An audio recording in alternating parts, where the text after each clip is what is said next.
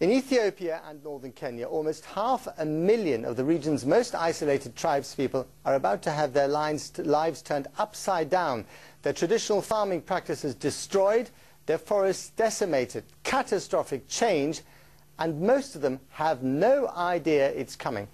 The source of the problem lies with the new dam project on the Omo River that some claim is necessary to solve the country's national energy crisis. The BBC's correspondent Peter Grester has travelled the river's length from the dam site near its headwaters to its outflow in northern Kenya, and he sent us this report.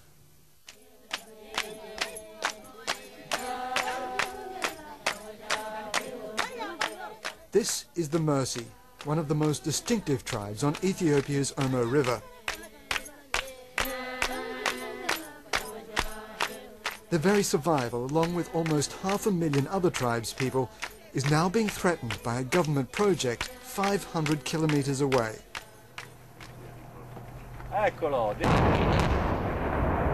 The government, with Italian help, is building a dam. The massive Gilgel-Gibe 3 hydroelectricity project. Even at this level, we're a little bit below the top of the dam wall. It's going to run about 600 metres from one side of the valley to the other, and it'll plunge 240 metres down into the valley below. When it's finished, it'll be the tallest dam of its type anywhere in the world. We cannot afford not to have Gilgel-Gibe 3. If we do not have the 800 megawatts of electricity by 2011-12, all our development activities in this country will come to a screeching halt. When it's finished, it will more than double the nation's generating capacity and solve a national energy crisis. But to fast-track the scheme, the electricity company broke the rules.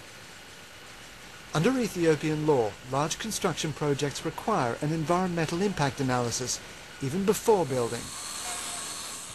Instead, it published the study 2 years after construction began.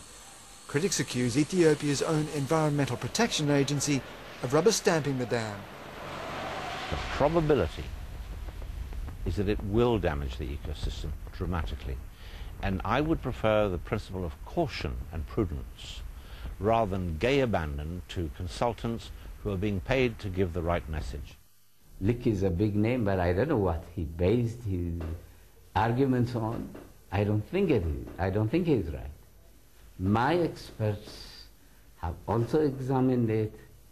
They have studied the environmental impact statements. They have visited the site. And I know them, and I don't know you, and I trust them, and I don't care for what you say. The Ethiopian government also took a shortcut with the construction contract, handing it directly to Italian construction giant Cellini without a competitive tender. That's left them with a £320 million financial hole. The World Bank has refused to finance the dam's construction. I think quite rightly we have an obligation not only to do the right thing, but to demonstrate very clearly that we're doing the right thing. And in order to do that, we have to go through these very meticulous processes to check all the aspects of any operation that we provide loan or guarantee to. But those processes take time. The electricity company's head calls them luxurious preconditions. Now, Africa is in the dark. If we have to use very luxurious preconditions, we couldn't develop any hydropower. Give us a choice. What's the choice we have? Should we stay in the darkness? Can you understand why there's concern over the way that these things have been handled, why both the international financial institutions and the environmental critics are particularly concerned about the way this has been handled and why they smell a rat? I think they are trying to smell a rat where there is none. The overall environmental impact of the project is highly beneficial. It increases the amount of water in the river system. It completely regulates flooding, which was a major problem. It improves the livelihood of people downstream because they would have irrigation projects. And it does not in any way negatively affect the Turkana Lake. That is what our studies show. So there is no rat here to smell. But downstream of the dam, they simply don't believe the promises.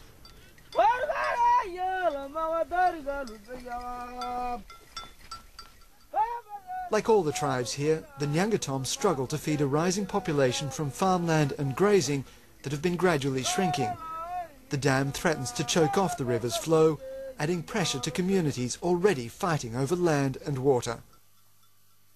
None of the disputes between the tribes would be anywhere near as serious if it weren't for the presence of so many automatic weapons.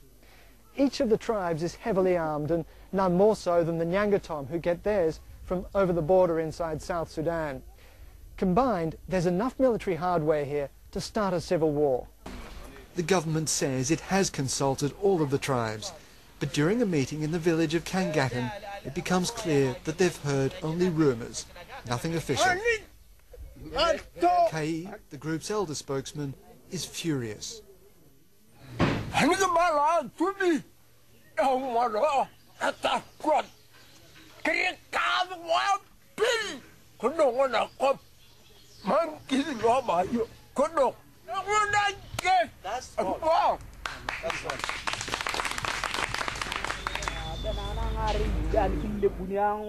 The meeting comes to one chilling conclusion. The Nyangatom neither trust the government nor believe its promises of help. But change is coming, so can the tribes be a part of it? Oxford University academic Marco Bassi has been studying them for years. The issue is how to empower this community to face this change in a way that they can manage. You know, how do you empower, you enable this community to deal with this change? And this is the question. will they be able to do that under this current circumstances? Under the current circumstances, they will not be able to do that. So what happens to them? What they said before, so simply they will die. The Omo River ends here in Kenya at Lake Turkana, the cradle of mankind. Lower rainfall is shrinking the lake and it's becoming increasingly salty. The water is barely drinkable now, and the fishermen worry the dam will lower the lake even more, making it unfit for either humans or livestock.